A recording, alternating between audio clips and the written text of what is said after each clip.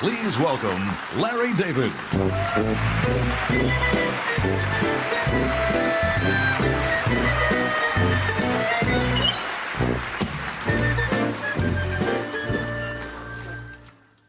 Thank you, thank you. That's very nice, lovely. I only hope you feel this way when I'm done, because I could destroy this night in 2 seconds. Easy, easy. My question is, what do these people have against Steve Martin that they would even ask me to do this? I mean, they're giving him this prize. It doesn't make sense. I'm the last guy you want to do something like this.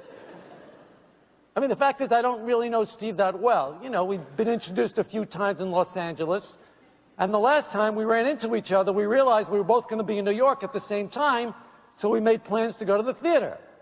I thought, great. I'll get to spend some time with this comedy legend, you know, one of my idols, and really get to know him. Pretty cool. Pretty cool. So we met outside my hotel and started walking to the theater, and we saw this homeless guy. You know, and I got to tell you, when I see something like that, it really touches me. You know, it's just the way I am. Most people don't know that side of me. They think I'm the guy from the show. I'm not that guy. That's not me. That's a role. Okay? Come on, get real. So I took out my wallet and I gave him $50. No big deal. No big deal. I give it out. I don't care.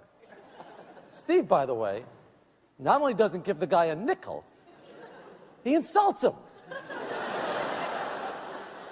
He says, "Get away from me, you lazy bum. Get a job." I said, "Hey, Steve, come on, take it easy." He said, "I don't like bums. They creep me out." You see, you know what? I really shouldn't say anything. You know, he's getting this Mark Twain prize. It's not right. But come on, insulting a homeless guy? I can tell you Mark Twain would have done that. So the homeless guy staggers off, and we continue walking. And then I spot this cat stuck up in a tree. You know, I'm not a big cat lover. Their food always stinks up the room. They're mysterious. I don't really like mystery. But when I saw that decrepit little kitty cat up there, I knew I had to help it. That could be some poor little girl's cat. How's that poor little girl gonna feel missing her pussy cat? Again, a side of me you don't get to see. It's unfortunate, but I'm really quite a treat. Anyway, when I told Steve we had to save it, he went crazy. Have you lost your freaking mind? If you want to help the stupid cat, go ahead, but hurry up. He said this. You big Mark Twain prize winner. Your big reason I had to dress up like this when I had 2 tickets to the World Series.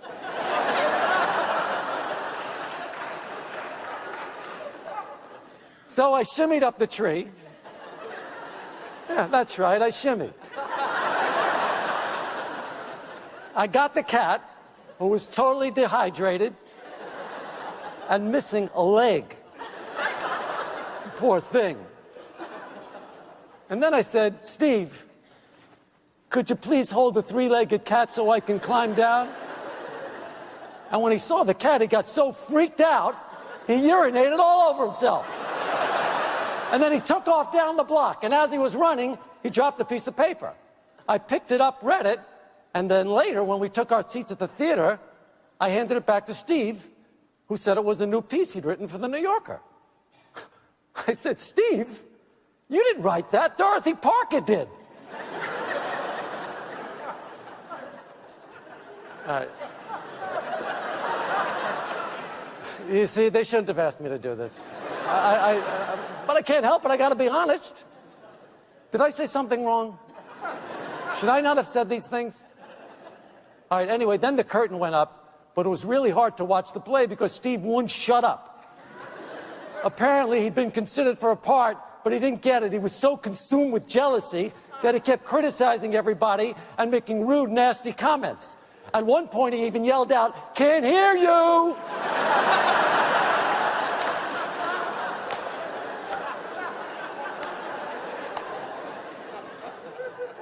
Then, at intermission, he walked into the lobby, started yelling, "Hey, everybody, it's me, Steve Martin, the Mark Twain Prize winner." That's right, Mark Twain. Ever heard of him? At which point he reached into his pocket, took out a flask, and started guzzling some bourbon. I said, "Steve, what are you doing? You can't do that here. Are you crazy?" He said, "Ah, shut up, you dirty Jew."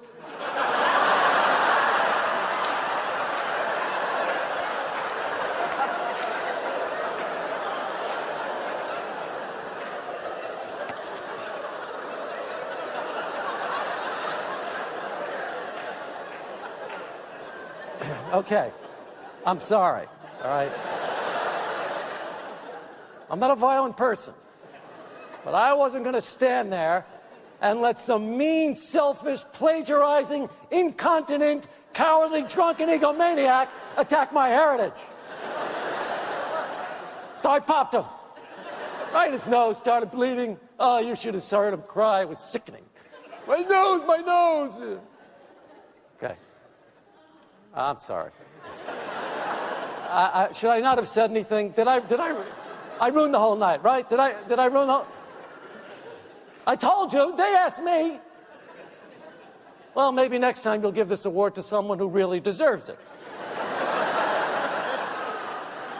You know, someone whose personal conduct is beyond reproach. Someone like, you'll figure it out. Meanwhile, why don't we all watch another clip from Steve? In this piece from Bowfinger, Steve plays a man desperately trying to get a deal from a major studio executive played by Robert Downey Jr.